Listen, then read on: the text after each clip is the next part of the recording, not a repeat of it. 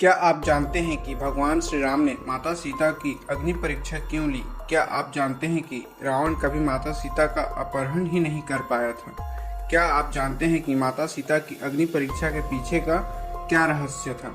आइए जानते हैं इस वीडियो के माध्यम से संपूर्ण जानकारी। चैनल में नए हैं तो चैनल को सब्सक्राइब करके नोटिफिकेशन बेल को ऑल में सेट कर लीजिए, क्योंकि इस तरह के वीडियो इस चैनल पर अपलोड किए जाते हैं। विभीषण को माता सीता को भेजने का आदेश देने के पश्चात जब श्री राम व लक्ष्मण अपनी कुटिया में जाते हैं, तब श्री राम लक्ष्मण को अग्नि का प्रबंध करने को कहते हैं। यह सुनकर लक्ष्मण संशय में पड़ जाते हैं तथा इनका कारण पूछते हैं। तब भगवान श्री राम लक्ष्मण को बताते हैं कि सीता को अग्नि को लांघकर उसके पास आना होगा। यह सुनते ही लक्ष्मण आग बबूला हो उठते हैं तथा अपने बड़े भाई श्री राम के सामने ही विद्रोह कर देते हैं। उनकी बातों में क्रोध, दया, ग्लानि व अव्यवस्था का भाव होता है। वे श्री राम को कहते हैं कि इसमें माता सीता का क्या दोष था, क्यों उन्हें अग्नि परीक्षा देनी पड़ेगी? यदि वे माता सीता की अग्नि परीक्षा लेंगे, पुत्र समान होने के कारण लक्ष्मण श्री राम का विरोध करेगा। आजकल की पीढ़ी में तो कुछ लोग धर्म को बदनाम करने व तथ्यों को बिना पढ़े लोगों को भ्रमित करने के उद्देश्य से इस बात का आशा निकालते हैं कि भगवान श्री राम ने माता सीता के चरित्र पर संदेह किया, लेकिन वे रामायण को सही ढंग से पढ़ेंगे तो उन्हें संपूर्ण सत्य का ज्ञान होगा। इस बात पर स्वयं भगवान श्री राम ने उत्तर दिया। आज हम आपके सामने वही बताने जा रहे हैं। लक्ष्मण के शब्द श्री राम के हृदय में लगे तथा उन्होंने उससे कहा कि वे कभी भी सीता के पतिव्रत धर्म तथा पवित्रता पर संदेह नहीं कर सकते। सीता पर संदेह करने का अर्थ स्वयं पर संदेह करना होगा। उन्होंने लक्ष्मण को बताया कि यदि रावण सचमुच सीता को हाथ भी लगाता तो उसके तेज से रावण के हाथ जल जाते। वह कभी भी उनका हरण नहीं कर पाता।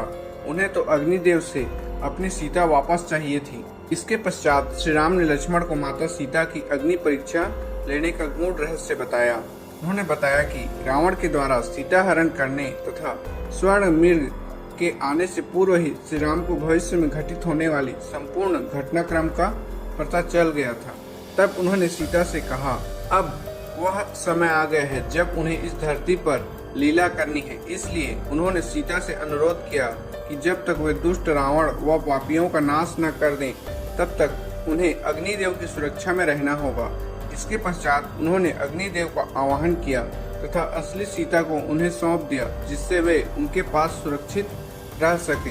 अग्निदेव भगवान श्री राम की आज्ञा पाकर माता सीता को अपने साथ ले गए तथा माता सीता की एक परछाई वहां छोड़ गए, जिसे रावण हर के ले गया था। इसलिए उन्होंने लक्ष्मण को समझाया कि अब उन्हें अपनी असली सीता को अग्निदेव से वापस लेना है, क्योंकि उनका उद्देश्य समाप्त हो चुका है। तब माता सीता को हनुमान तथा अंगद अशोक वाटिका श्री राम के समक्ष लेकर आए। तब उन्होंने अपने व माता सीता के बीच में अग्नि को प्रज्वलित कर दिया। उस अग्नि को लांघकर उनके पास आने को कहा।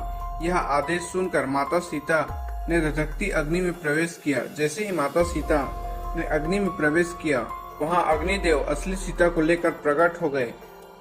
माता सीता की परछाई उस अग्नि में समा गई तथा अग्निदेव असली सीता को लेकर श्री राम के समक्ष आ गए। तब अग्निदेव ने पुनः माता सीता को श्री राम को लौटा दिया, जिसका उल्लेख रामायण में साफ अक्षरों में मिलता है। साथ ही यह घटना संपूर्ण वानर सेना के सामने घटित हुई। आगे हम लोग जानेंगे कि माता सीता का जन्म कैसे हुआ। रामायण में माता सीता और प्रभु श्री राम को विशेष रूप से पूजा जाता है। श्री राम जी के जन्म के बारे में तो सभी जानते हैं, लेकिन क्या आप जानते हैं कि माता सीता का जन्म कैसे हुआ? आइए जानते हैं इस वीडियो के माध्यम से। रामायण को हिंदू धर्म का सबसे पवित्र ग्रंथ माना जाता है। इसके सभी पात्रों का अलग अलग महत्व है। प्रभु श्री राम को हम भगवान के रूप में पूजते हैं और माता सीता को भी उनके साथ हमेशा पूजा जाता है। माता सीता प्रभु श्री राम की अर्धांगिनी थी और महाराज जनक की पुत्री थी। उन्होंने लक्ष्मी जी का अवतार भी माना जाता है और कहा जाता है कि जब विष्णु जी के अवतार के रूप में भगवान श्री राम ने धरती पर अवतार लिया, तब माता सीता ने लक्ष्मी के अवतार के रूप में जन्म लिया। उनकी महिमा ऐसी है कि आज भी प्रभु श्री राम से पहले देवी सीता का नाम लिया जाता है।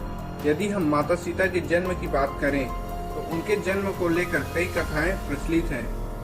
सीता का जन्म एक रहस्य ही है। उनके जन्म से जुड़ी पौराणिक कथाओं के अनुसार माता सीता भगवान जनक को जमीन के नीचे मिली। महर्षि वाल्मीकि जी ने रामायण के अनुसार राजा जनक के समय में एक बार मिथिला राज्य में अकाल पड़ गया।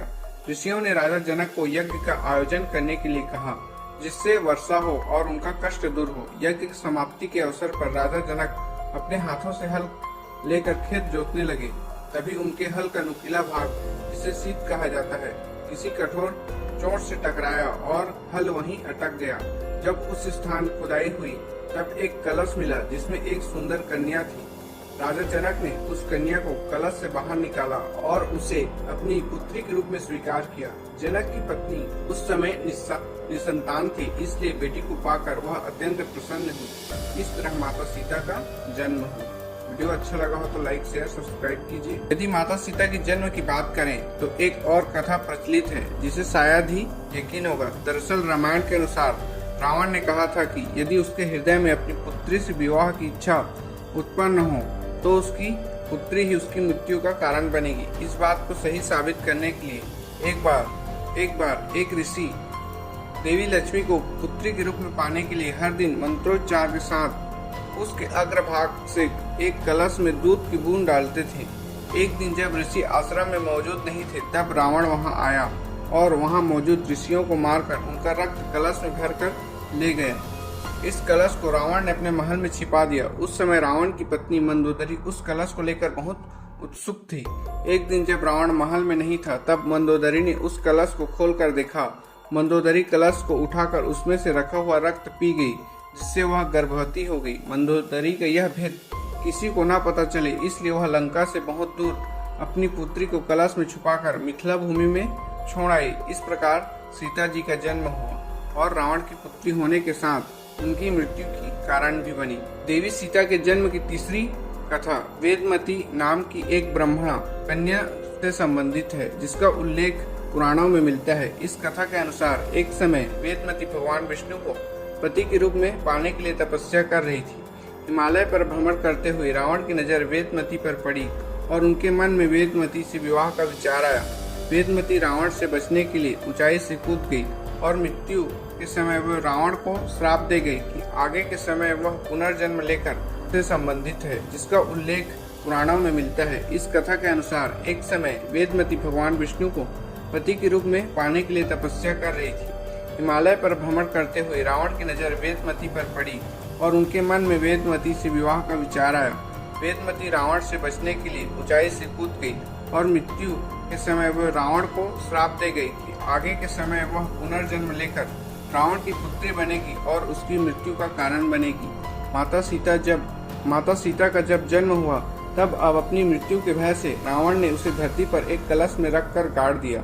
माता सीता का जन्म वास्तव में एक रहस्य ही है और उनके जन्म को सही कथा जो कुछ भी हो, लेकिन श्री राम के साथ पूजा जाता है। अगर आपको यह वीडियो अच्छा लगा तो लाइक शेयर सब्सक्राइब कीजिए और इसी तरह के और वीडियो देखने के लिए हमारे चैनल से जुड़े रहिए। Thank you.